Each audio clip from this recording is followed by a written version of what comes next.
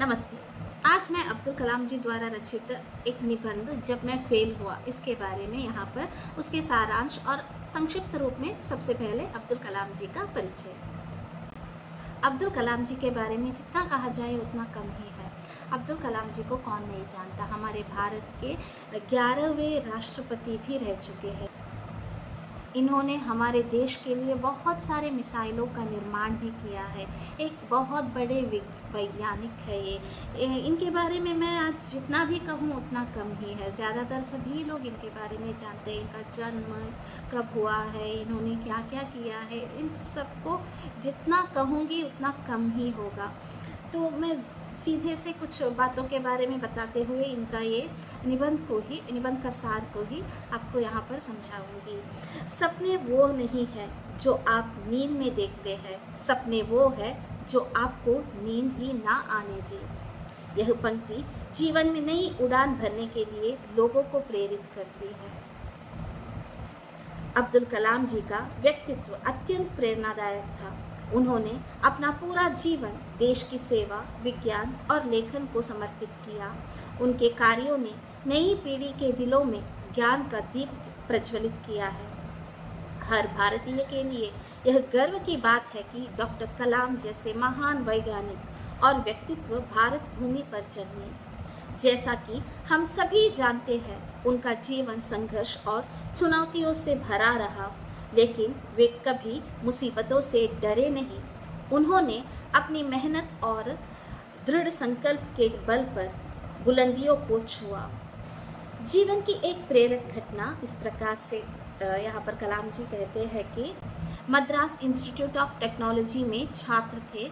उनके अध्यापक प्रोफेसर श्रीनिवास ने संस्था के अध्यक्ष के समक्ष प्रस्तुत करने के लिए छात्रों की एक टीम बनाकर एक लड़ाकू विमान का डिज़ाइन तैयार करने का कार्य सौंपा। टीम का नेतृत्व कलाम जी को दिया गया। सभी ने कई घंटों की चर्चा और शोध के बाद एक डिज़ाइन तैयार किया, जिसे वे अपने प्रोफेसर को प्रभावित करने के उद्देश्य से ले गए। लेकिन प्रोफेसर ने डिज़ाइन देखकर कहा, मुझे तुमसे ज़्यादा उम्मीद थी, यह कार्य निराशाजनक है। यह सुनकर कलाम जी बहुत शर्मिंदा हुए। प्रोफेसर ने उन्हें सिर्फ 3 दिन का समय देकर नया डिज़ाइन तैयार करने को कहा और चेतावनी दी कि यदि वे सफल ना हुए तो उनकी स्कॉलरशिप बंद कर दी जाएगी। यह सुनकर उन्हें अपने परिवार और भविष्य अंधकारमय लगने लगे, लेकिन उन्होंने दृढ़ निश्चय किया। बिना खाए पिए सोचे लगातार मेहनत की। रविवार की शाम तक काम लगभग पूरा हो गया। उसी समय प्रोफेसर कमरे में आए, डिज़ाइन देखा और उन्हें गले लगाते हुए कहा, मैंने जानबूझकर तुम पर दबाव डाला था, लेकिन तुमने असंभव समय सीमा में काम पूरा कर दिखाया। यह असाधारण है। इस घटना से कलाम जी ने 2 बातें सीखी। जो शिक्षक अपने विद्यार्थियों की प्रगति का ध्यान रखता है, वह उनका सबसे अच्छा मित्र होता है। दूसरा, दुनिया में कोई भी समय सीमा असंभव नहीं होती यदि दृढ़ निश्चय किया जाए। यहाँ पर कलाम जी 2 बातें सीखते हैं। पहला तो जो शिक्षक उसके शिष्य का उद्धार चाहता है, प्रगति चाहता है, वो हमेशा उस विद्यार्थी का दोस्त बनकर रहता है, दोस्त की तरह बिहेव करता है। ये बात उन्होंने यहाँ पर सीखी। और दूसरी जो बात उन्होंने सीखी कि दुनिया में असंभव कुछ भी नहीं है। दुनिया में कोई भी समय सीमा ऐसा नहीं है जिस कार्य को असंभव बना सके। यानी कि कहने का मतलब ये है कि दुनिया में कोई भी समय सीमा असंभव नहीं होती यदि हमारे मन में दृढ़ निश्चय हो कि वो काम करना ही है। ऐसा दृढ़ निश्चय, दृढ़ संकल्प अगर हम करेंगे तो कोई भी काम असंभव नहीं है।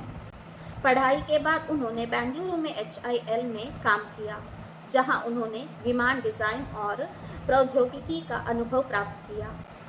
एरोनॉटिकल इंजीनियरिंग में स्नातक होने के बाद उन्हें 2 नौकरी के अवसर मिले, एक देहरादून में और दूसरा दिल्ली में। उनका सपना ऊंची उड़ान भरने का था, इसलिए उन्होंने एरोनॉटिकल इंजीनियरिंग को ही अपना करियर चुना।